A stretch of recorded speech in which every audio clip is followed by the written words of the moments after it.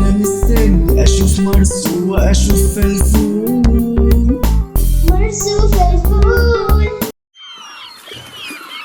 الخطة اللي أنا بكتبها دي خطة في منتهى الذكاء.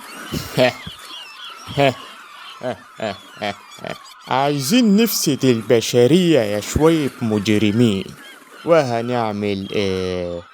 الله ينور عليكم، بطولات بطولات. مستنيينك يا زعيمنا، قول وش جينا قول يا فندم. أنا مش متفائل من خطط الزعيم دي، كلنا بنروح في داهية في الآخر. مادام الخطة في منتهى الذكاء يبقى شكلها كده خطة باينة من أولها. استر يا رب. انا مش هقدر اسمع خطط دلوقتي، انا عايز اكل، جعان جعان. ياه، لو الخطة هي ازاي ندخل سوبر ماركت كبير بالليل ونقعد ناكل ناكل ناكل. ياه يا خرابي، انت عملت ايه يا بنسى؟ انا اتجننت منك خلاص.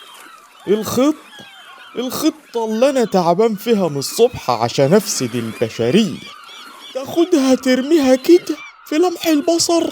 هو انت مكان مخك ايه؟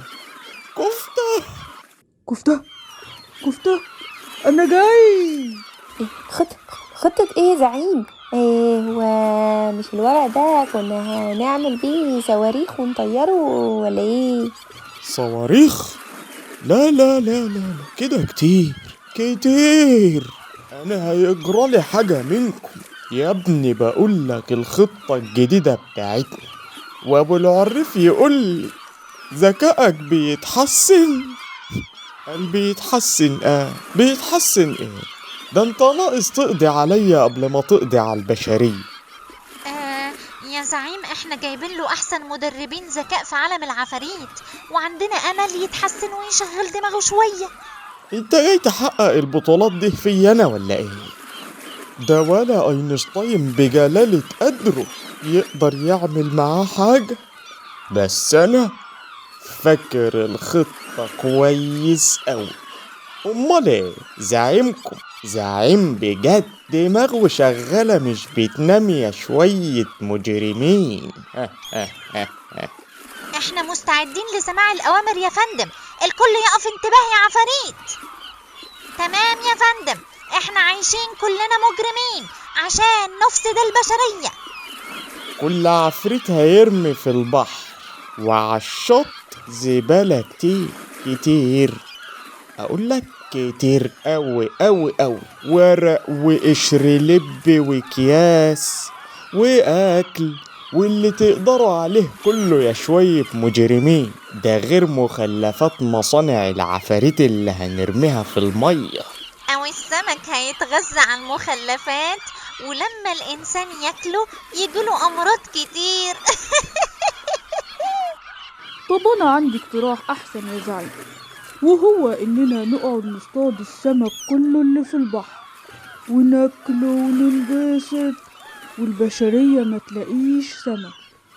ماليش دعوة، انا عايز سمك، انا بحب السمك وبحب اكله وانا جعان. نصطاد سمك البحر كله؟ صبرني يا رب، يا رب صبرني. استر يا رب، استر يا رب. وهو لما السمك يموت هيحصل خلل في التوازن البيئي، ودرجات الحرارة هتتأثر، فتموت باقي الكائنات. ده احنا كمان هنموت معاهم. الزعيم كده شكلنا يقضي على البشرية وعلينا احنا كمان. انا قلت هي خطة باينة من اولها. في البحر سمكة سمكة بتزق سمكة سمكة. خد يا ابو العريف العفريت دهوت من قدامي قبل ما يجيلي جلطة. ده اللي انا فيه دهو جلطة وندمان عليها، انا اللي عملت كده في نفسي.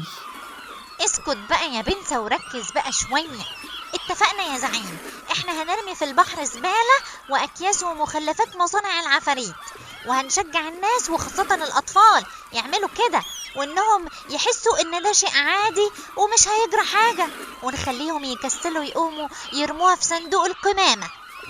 وانا جاتلي الفرصة عشان اعمل بيبي في البحر انا كمان.